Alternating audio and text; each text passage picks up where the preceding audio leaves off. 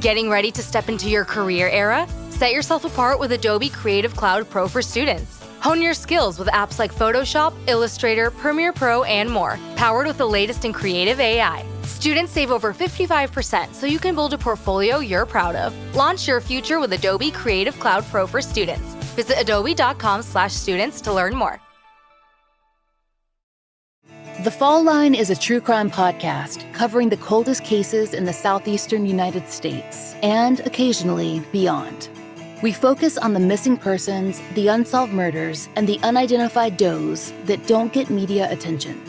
Empathetic and intensively researched, The Fall Line will take you on deep dives into unsolved cases that you've never heard of and make you wonder why you haven't. Find us wherever you listen to podcasts.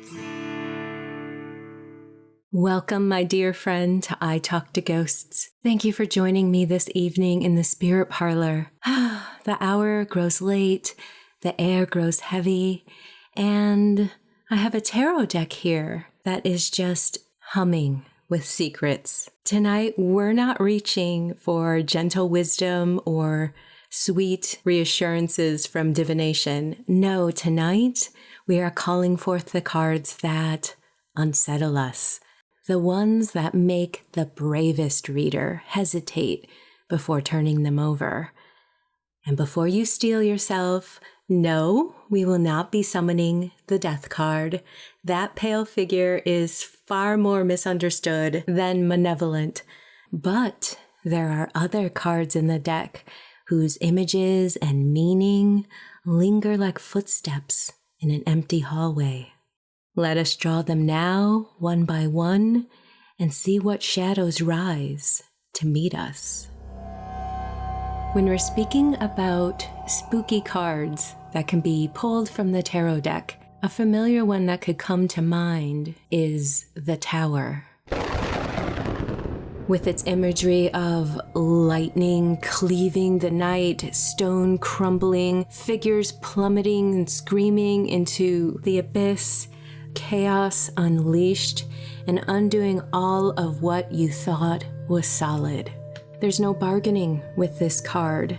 The Tower completely means business. Once it appears, it could be acknowledging that the foundations of your life are shattering and crumbling around you. This card does not whisper, and it can leave you standing, trembling at the truth that nothing is as permanent as you believed.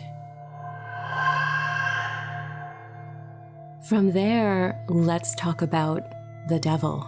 This card is stepping forward from the shadows next, its torchlight flickering across sharp horns and an even sharper grin. In this card's imagery, the Devil doesn't seize his captives. They're kneeling willingly, bound by chains they could possibly slip free from at any moment. But they don't. And that is the spooky card's devilish terror. The message that we imprison ourselves with bad habits, self-sabotage, addiction, temptation, and if we do truly surrender to that, it could devour us. It's terrible to think that you can be your own worst enemy, and if this card is in your tarot reading, it could mean just that. The Devil card in tarot forces you to face matters you pretend not to see, situations that you could very well be creating yourself, suppressing yourself, limiting yourself, and to have to ask the most chilling question of all, that you could be free if it weren't for your own doing, is truly a spooky scenario to have to ponder. The next truly unsettling card in the tarot deck is the Nine of Swords. In its imagery is a lone figure who seemingly has jolted awake, sitting up startled in bed, clutching their head in their hands during the darkest hours of the night and possibly the darkest hours of your soul. Above this figure in the card, swords hang suspended like spectral fangs, gleaming in the shadows. The Nine of Swords is a card of anguish, of anxiety and restlessness, of lack of sleep, and possibly lack of hope. There isn't a monster coming to claim this figure in the card. There isn't a need. The figure's own thoughts are merciless enough. The Nine of Swords is not about death, but about dread, the kind that keeps you awake long after the world around you has found peace. It's a truly spooky card, and one that isn't very welcomed in a tarot reading. Speaking of swords, next we have the Ten of Swords. The Ten of Swords strikes like a blade through the heart. In its imagery, a body lies face down in a blackened earth, 10 sword blades driven deep into their back. It's a grotesque display of betrayal, defeat, and utter ruin. And it's spooky, not just because of the imagery, because this is a card that screams finality. When the Ten of Swords arrives, something in your life is over, and it leaves you cold and possibly despairing in its aftermath. Lastly, we have the Moon card. In this card, the moon rises, pale, watchful, casting its eerie glow across the landscape of wolves, dogs, silent towers. A path winds forward, but it is treacherous, obscured by shadows and shifting shapes. The moon is a card of illusions, of things hidden, whispers from the subconsciousness, and under the moon's gaze, nothing is as it seems, friend or foe, truth or trick. It is a card of dreams that can curdle into nightmares, of paths that lead you deeper into the woods than you ever meant to go. The tarot card of the moon signifies that there are hidden truths and things unknown. And as humans, the unknown is very spooky and very unsettling. So pay attention if this card is in your reading. Seek the truth and seek illumination. And there you have them, 5 of Tarot's darkest omens, each one a shard of shadow waiting in the deck. Not death, but something far more intimate. Fear, despair, ruin, and the creepy uncertainty of things half seen. These unsettling cards are iconic and speak to the fears and flaws within us, if we're willing to face them. Whether we are or not, they can be with us already, in the worries we carry, in the chains we choose, in the restless hours of the night, and in the shadows under the moon.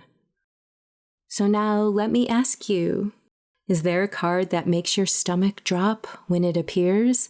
A card you secretly hope never turns up in your tarot reading?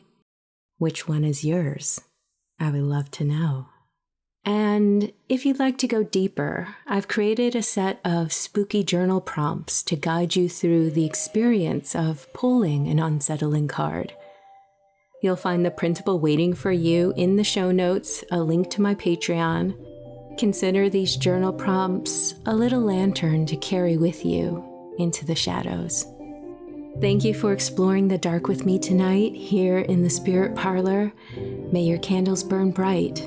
May your cards reveal what must be known.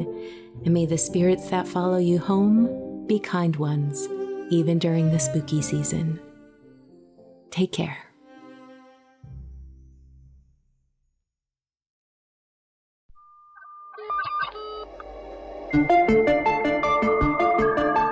Fear Daily is a podcast that takes you into the shadows of the past, unearthing the 1990s most terrifying tales of monsters, madness, and life after death. Discovered on a forgotten bulletin board server somewhere in Pennsylvania's Rust Belt, these stories are an archive of humanity's strangest encounters with the unknown as told by the people who experience them. Written by Brennan Storr, creator of the Ghost Story Guys, and hosted by Brandon Scheck-Snyder of Southern Gothic. Fear Daily is your window into the dark corners of our world. Follow Fear Daily today on your favorite podcatcher to receive new episodes Monday through Friday, each and every week. Welcome to Brew Crime, a true crime and beer podcast. Join me, Mike. And me, JT. As we explore the world of crime, conspiracies, or whatever catches our attention. This is a podcast where we pick a theme, cover a few cases, and pair them with a brew. Between themes, we do what we call Brew Crime News. A funny look at current news stories, be it crime, animals, sports, or even celebrities. You can find us on all social media at Brew Crime. Our website is brewcrime.com. And you can find us on any podcast app at Brew Crime Podcast. Join us as we discuss the horrible crimes that surround us, and maybe, definitely, tip a bottle or two back as you do it. Drink with us weekly.